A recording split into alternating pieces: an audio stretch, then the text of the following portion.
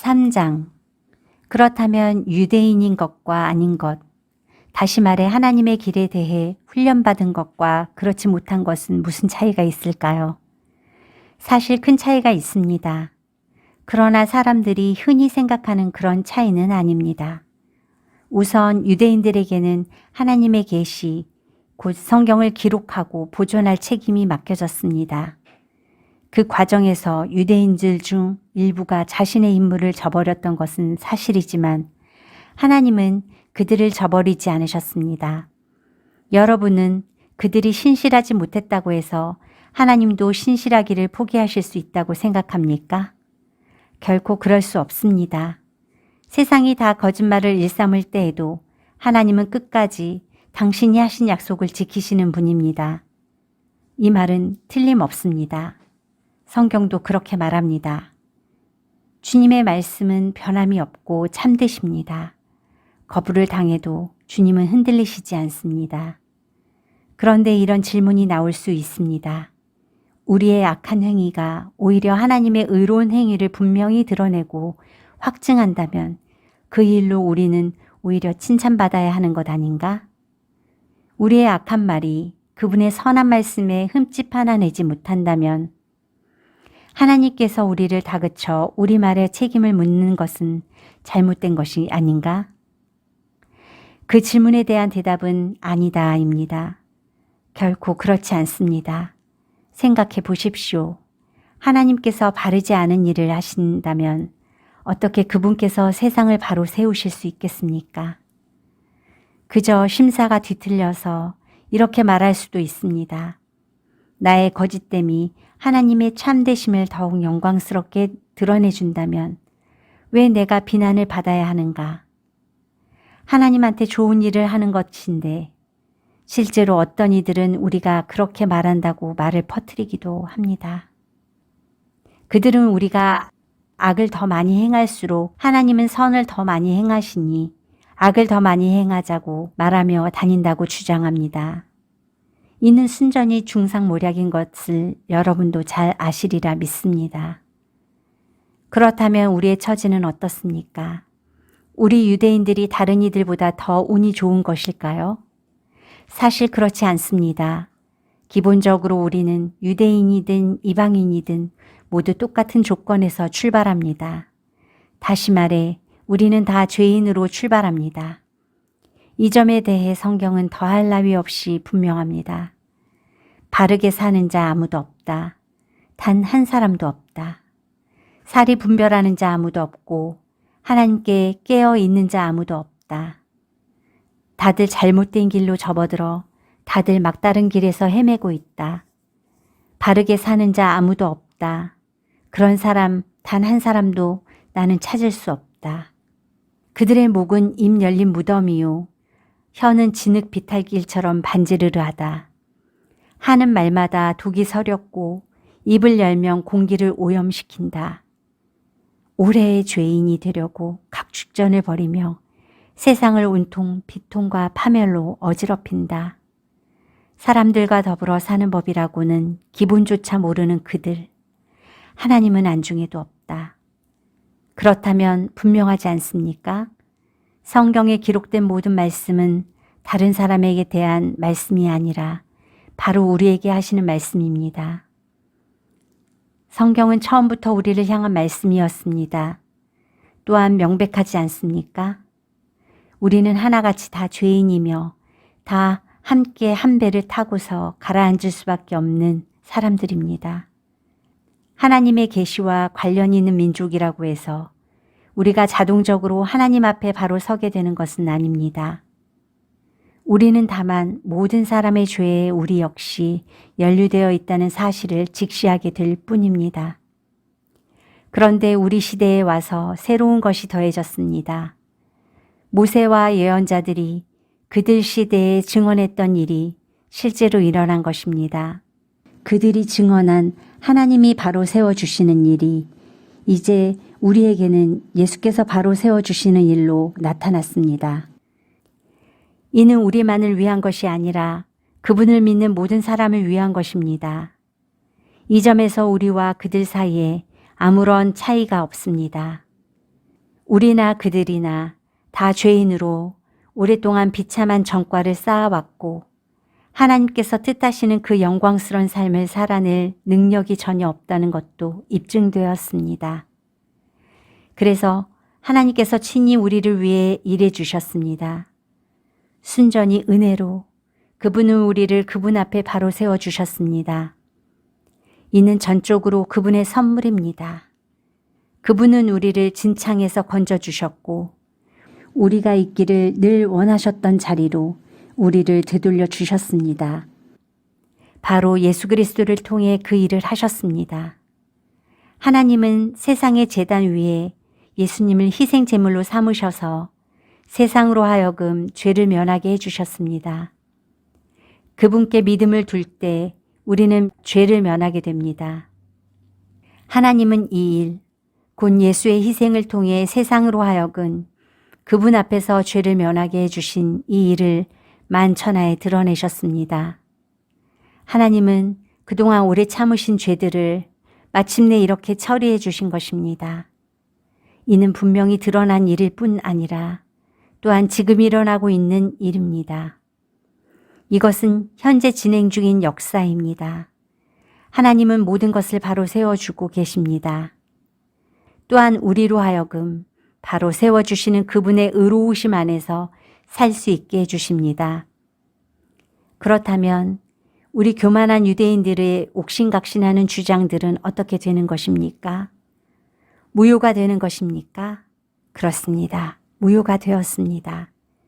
우리가 알게 된 것은 이것입니다. 우리가 행하는 일에 하나님이 응답하시는 것이 아니라는 것입니다. 사실은 하나님이 행하시는 일에 우리가 응답하는 것입니다. 마침내 우리는 이 사실을 깨닫습니다.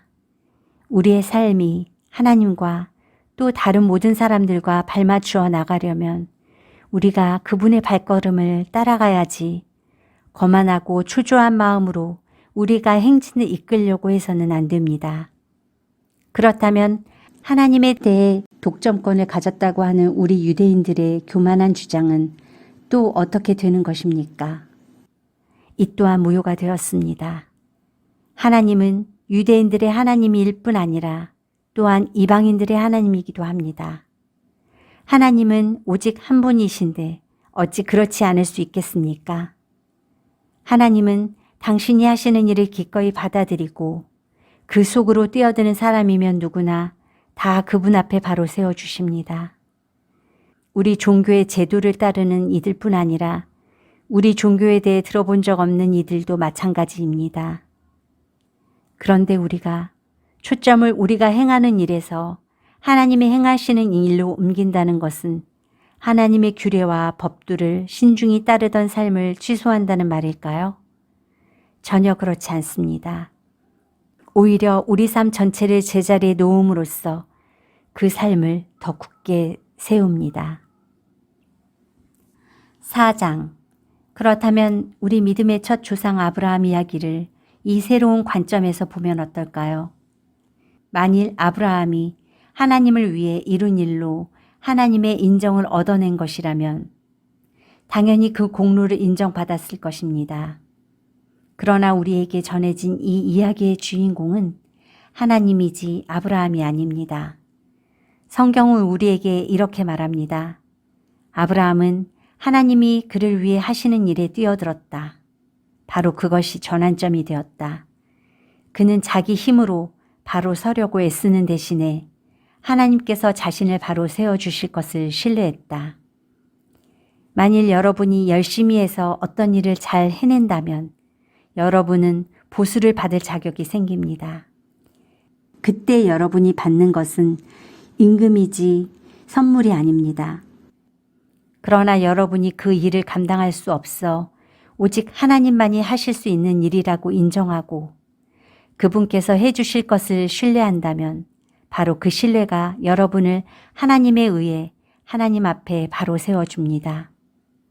이렇게 하나님 앞에 바로 서는 일은 여러분의 힘으로 아무리 오랫동안 수고하고 애쓴다 해도 결코 해낼 수 없는 일입니다. 이는 전적으로 그분의 선물입니다. 이 새로운 관점은 다윗에게서도 확증됩니다.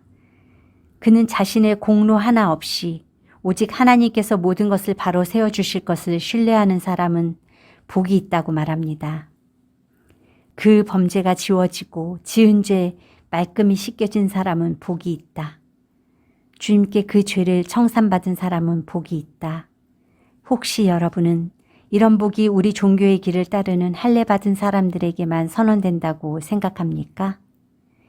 우리가 따르는 길에 대해 들어본 적 없는 사람들, 하나님께 훈련받아 본 적 없는 사람들도 이런 복을 받을 수 있다는 생각은 못 해봤습니까? 일단 우리 모두가 동의할 수 있는 사실부터 말해 보겠습니다. 아브라함이 하나님께 합당하다고 선언된 것은 그가 하나님께서 그를 위해 하시는 일을 받아들였기 때문입니다. 그렇다면 생각해 보십시오. 그 선언이 내려진 것은 그가 할례라는 언약 의식을 통해 몸의 표시를 받기 전이었습니까? 그 후였습니까? 맞습니다. 표시를 받기 전이었습니다. 그렇다면 그가 할례 받은 것은 하나님께서 그를 당신 앞에 바로 세우시려고 오래전부터 그를 위해 일해 오신 것에 대한 증거이자 확증의 의미였다는 뜻입니다. 아브라함은 다만 하나님의 이 일을 자신의 온 삶으로 받아들였던 것입니다. 또한 이것은 아브라함이 모든 사람의 조상이라는 뜻이기도 합니다. 다시 말해 하나님께 아직 바깥 사람인 이들, 하나님의 백성으로 인정받지 못하는 이른바 할례받지 않은 사람들이라도 하나님께서 자신들을 위해 하시는 일을 받아들인다면 아브라함은 그들 모두의 조상도 된다는 것입니다. 하나님에 의해 하나님 앞에 바로 서게 된 사람들이란 바로 이런 사람들을 두고 하는 말입니다. 물론 아브라함은 할례라는 종교 의식을 거친 이들의 조상이기도 합니다. 그러나 이는 그들이 행한 그 종교 의식 때문이 아니라 하나님께서 그들을 위해 행하시는 일을 믿음으로 받아들이는 모험의 삶을 살기로 그들이 결단했기 때문입니다. 아브라함은 할례의 표시를 받기 오래전부터 바로 이런 삶을 살아온 것입니다. 하나님께서 아브라함에게 그 유명한 약속, 그와 그의 후손이 땅을 차지하리라를 주신 것은 그가 무언가를 이루었거나 이루려고 했기 때문이 아니었습니다. 그 약속이 주어진 것은 그를 위해 모든 것을 바로 세워주시겠다는 하나님의 결정에 기초한 것이었습니다. 아브라함은 다만 믿음으로 거기에 뛰어들었을 뿐입니다.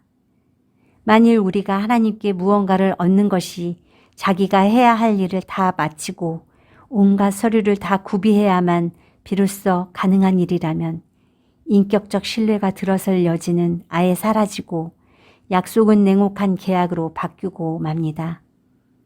그런 것은 거룩한 약속이 아닙니다. 사업상 거래일 뿐입니다. 빈틈없는 변호사가 깨알 같은 글씨로 작성한 계약서는 우리가 얻을 것이 전혀 없을 것이라는 사실만 확인해 줄 뿐입니다. 그러나 애초에 계약이란 없고 약속만이, 그것도 하나님의 약속만이 있는 것이라면 그것은 여러분이 깰 수 있는 것이 아닙니다. 바로 이런 이유로 하나님의 약속의 성취는 전적으로 하나님과 그분의 길을 신뢰하는 것, 하나님과 그분이 하시는 일을 단순히 받아들이는 것에 달려 있습니다. 하나님의 약속은 순전한 선물로 우리에게 옵니다. 바로 이것이 우리 종교적 전통을 따르는 사람들 뿐 아니라 그런 것에 대해 들어본 적 없는 사람들도 그 약속에 확실히 참여할 수 있는 유일한 길입니다.